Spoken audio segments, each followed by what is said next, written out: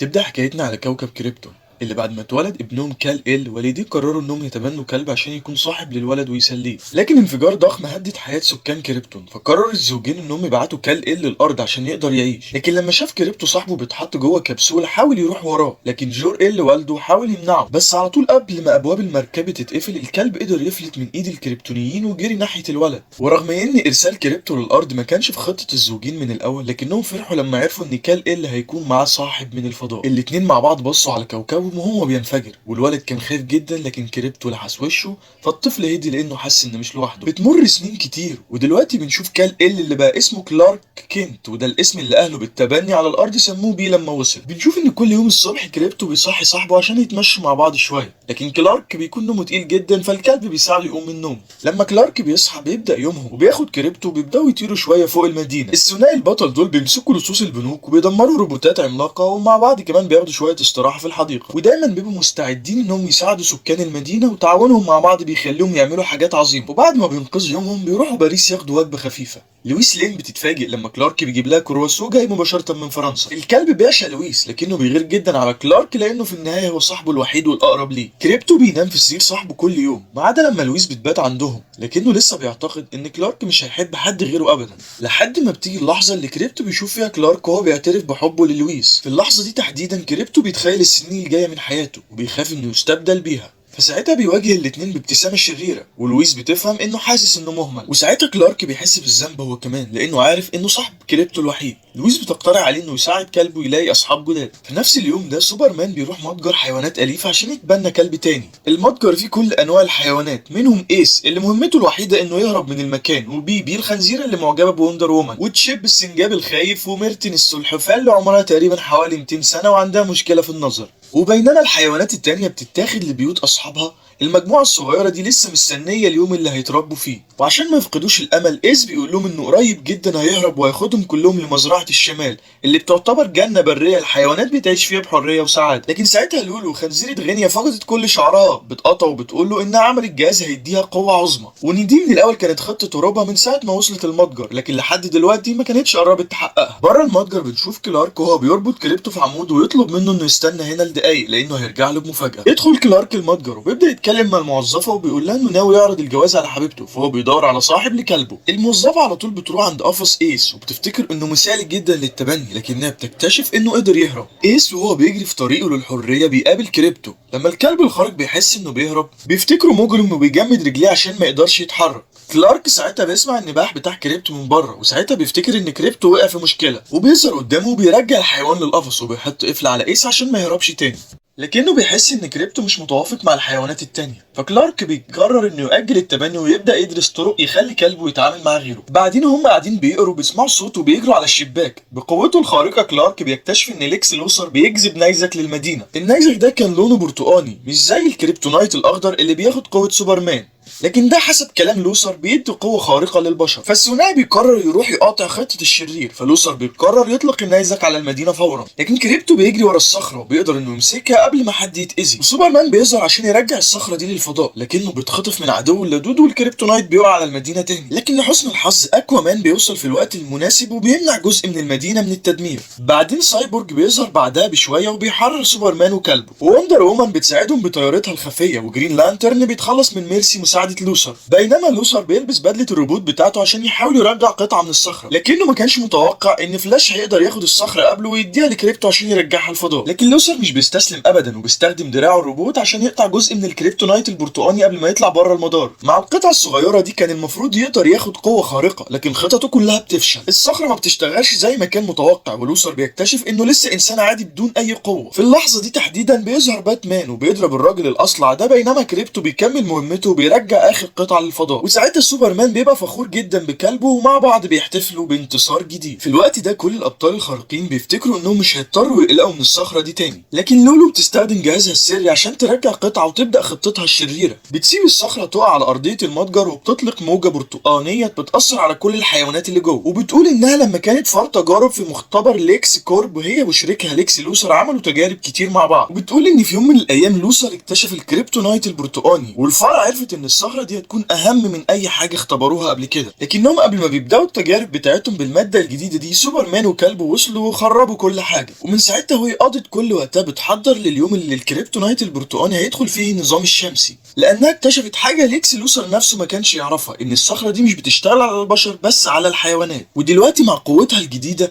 بتقدر إنها تكسر القفص وتدمر المتجر كله. إيس ساعتها بيحاول يقنعها إنها تطلعهم من المكان، لكن لولو ما عندهاش أي نية إنها تعمل كده. في الوقت ده بيبي بتيأس وهي بتحاول تطلع من القفص، لكنها بتقدر إنها تصغر في حجمها عشان تمر بين القضبان. بتحاول تساعد إيس إنه يطلع، لكن الدور التاني بينهار فوقه وكلهم بيفتكروا إن صاحبهم مات. لكن الكل بيتفاجئ لما بيشوفوا إيس بيطلع من تحت الأنقاض من غير ما يتأذي، عشان يكتشف إن الكريبتونايت البرتقاني خلاه غير قابل للتدمير. بيبي بتبقى متحمسة وبتكبر في الحجم وبتبقى عملاقة. الخنزيرة بترجع لحجمها الطبيعي وبتساعد إيس ينقذ باقي المجموعة. على ما يبدو إن السنجاب هو الوحيد اللي ما خدش قوة خارقة، لكنه فجأة بيكتشف إنه قادر إن هو يطلع صواعق من صوابعه. مجموعة الحيوانات بتبقى متحمسة جدا، وساعتها بيقرروا إنهم يطلعوا من هناك قبل ما حد يجي يوقفهم. في نفس الوقت ده كريبتو في البيت بيجهز فشار لليلة التلفزيون مع كلارك، لكن الكلب بيلاحظ إن صاحبه لابس حلو قوي، بيكتشف إنه بيجهز نفسه لموعد غرامي. لما الجرس بيرن بيحاول كريبتو إن هو يخلي كلارك يفضل في البيت، بس سوبرمان بيتجاهل الكلب وبيروح يفتح الباب، وساعتها الكلب بيزعل وبياخد دلو الفشار بتاعه وبيروح يتفرج على التلفزيون في اوضته وهو لابس السماعات. في الطرق بيقابل كلارك لولو اللي بتستخدم قطعة من الكريبتونايت الأخضر عشان تضعفه،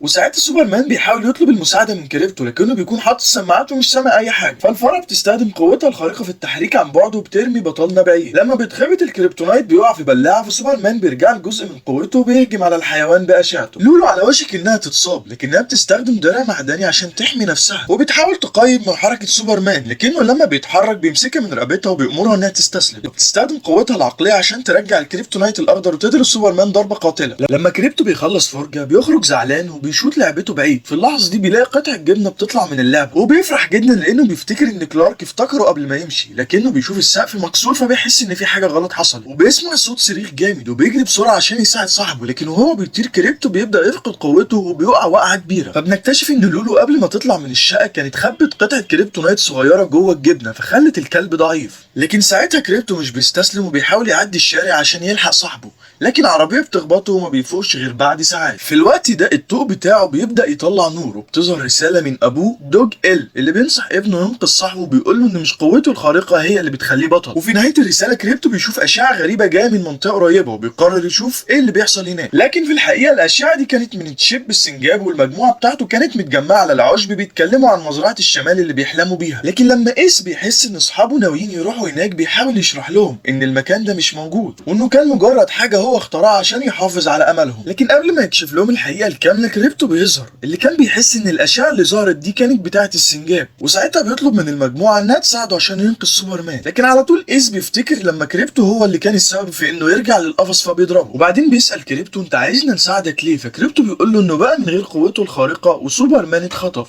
فساعتها بيحس ان الكلب عايز يستغلهم، فايس بيندى على اصحابه عشان يمشوا وبيقول له ان احنا عندنا خطط تانية ومش فاضيين. وتشيب ساعتها بيقول انهم رايحين مزرعة الشمال، وكريبتو بيقول له ان مفيش مكان زي ده. وساعتها ايس بياخد الكلب على جنب عشان يحكي له الحقيقة، وكريبتو بيقول له انه كبر في مزرعة اسمها سمول فيل، وهياخد ايس واصحابه هناك لو ساعدوه ينقذ سوبرمان. ومن غير اي تفكير ساعتها ايس بيوافق على الصفقة فعلا. في الوقت ده في معمل علوم بنشوف لولو بتجند مجموعة من الفئران عشان تساعدها تنفذ خطتها انها تطلع لوثر من سجنه العالي الامان في جزيرة سترايك. لكن قبل ما لولو تقدر تدي قوة خارقة لاصحابها الجدد، باتمان بيوصل وبيقول لهم ان لويس لين حكت كل اللي حصل لسوبرمان لرابطة العدالة. لكن في اللحظة دي مجموعة الفئران دي بتتحول لفئران خارقة وبتهجم على باتمان اللي بيحاول يقاوم لكنه بيتغلب بكل سهولة. وبتظهر وندر وومن وبتحاول تدخل في المشهد وبتمسك لولو بحبل الحقيقة، لكن أتباعها بيظهروا وبينقذوه وبتبدأ حرب حقيقية. وهما بيمشوا في الشوارع بيدوروا على سوبرمان، السوبر بيتس بيشوف الأخبار إن رابطة العدالة كلها اتخطفت من جيش الفئران. ولما لولو بتشوف كريبتو مع زمايلها القدامى في المتجر بتأمر أتباعها يوقفوهم. وبما إن إيس هو الكلب الغير قابل للتدمير، كريبتو بيقرر يستخدمه كدرع عشان يصد بيه الهجمات. المجموعة بتجري ناحية لولو، لكن بيبي لسه مش قادره تتحكم في قوتها وبتصغر في الحجم بدل ما تبقى خنزيره عملاقه، فدلوقتي لازم تتجنب الدعس وهي صغيره قوي كده. بينما تشيب بيصاب بصاعق بيخليه يتجمد. مع 2 من صحابه بره الخدمه كريبتو بيطلب من ميرتن تتخلص من الاعداء، لكن السلحفاه بتجري بسرعه اول لحد ما بتوصل لمزرعه وبتقف تاكل نباتات. وهو بيفكر في خطه جديده ايس بيتخطف وكريبتو بيضطر يتصرف لوحده عشان يدمر عدوه. لكنه قبل ما بيوصل لها لولو بتوقف الهجوم وبتكشف ان لما خطفت سوبرمان كان على وشك يعرض الجواز على حبيبته. لما فكريبتو بيسمع الكلام ده مش مصدق، لكن لولو بتوريه خاتم الخطوبه، والكلب بيحس انه مش الوحيد في حياه كلارك. بعد كده بعد ما بتكشف الحقيقه القاسيه دي، لولو بترمي الكلب في قاعه العداله وبتمشي مع عصابتها. مع هزيمه كل الابطال الخارقين، لويس لين بتروح تزور لوكس لوثر في السجن وتقول له انها عارفه ان ورا الفاره الشريره دي لان عندها علامه ليكس كورب على ودنها. وساعتها لوثر بيتفاجئ وبيحس بالفخر من شغلها. في نفس الوقت ده بنشوف اعضاء رابطه العداله كانوا محبوسين في معمل ليكس لوثر اللي حولوا لمركبه فضاء.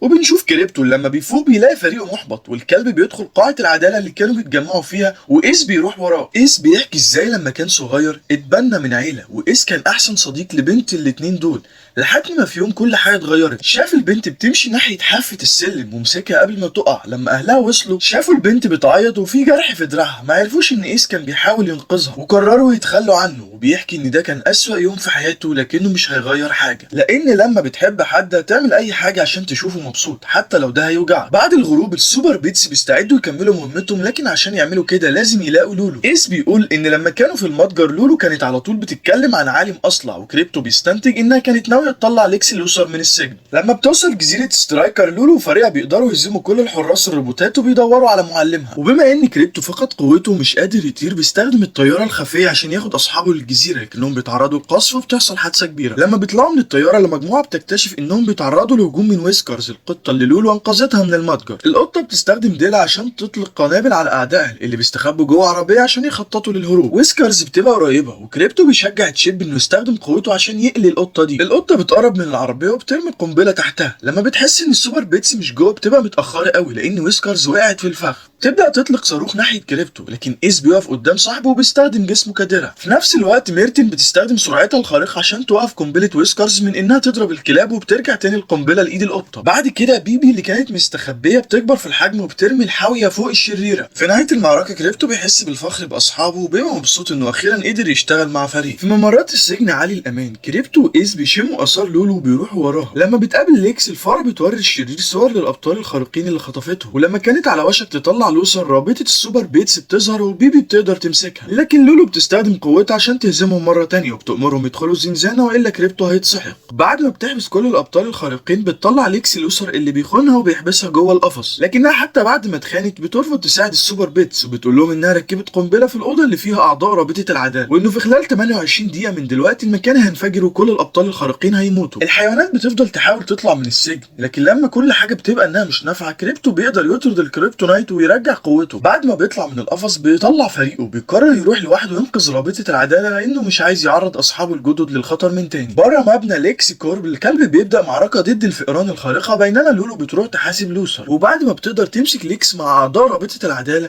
لولو بتؤمر اتباعها يطلقوا الصواريخ، لكن مارك وكيس بيبقوا مش عايزين يموتوا حد. لكن كريبتو بيظهر وبيهجم عليها، والكلب بيسال ازاي يوقف الاقلاع، لكن لولو بترفض تقول اي حاجه. فكريبتو بيرميها بعيد وبيقعد يفكر في خطه عشان ينقذ صاحبه. ومارك وكيس بيكتشفوا ان لولو حطت قنبله في المركبه، ولما تطلع بره الغلاف الجوي للارض هتنفجر. علشان تمنع الكلب من انه يعطل خططها، لولو بتاخد الهليكوبتر اللي لويس لين كانت بتستخدمها عشان تبث القصه دي، وساعتها بتطلب من كريبتو انه يختار. لكن لحسن الحظ الكلب مش لازم يعمل كل ده لوحده، لان اصحابه كانوا جايين يساعدوه. فساعتها الكلب بيطلب من السوبر بيتس ينقذوا رابطه العداله، بينما هو بيروح يساعد لويس. بعد ما يمنع الهليكوبتر من السقوط، كريبتو بيروح عشان يحاسب لولو. وعشان ينقذوا الابطال الخارقين من الصاروخ، بيبي بتكبر في الحجم، وايس وتشيب بيعتمدوا على سرعه ميرتن الخارقه عشان يترموا جوه المركبه الفضائيه. السنجاب بيسيح الجزء السفلي من الصاروخ اللي كان المفروض الابطال يهربوا منه. وبعد دقايق كريبتو بيسمع الانفجار وبتخطفه لولو. لما بيشوف ان اصحابه نجحوا وينقذوا رابطه العداله، الكلب بيرتاح. وساعتها لولو مش بتبقى مصدقه عينيها، الكلب بيهجم على خنزيره غينيا،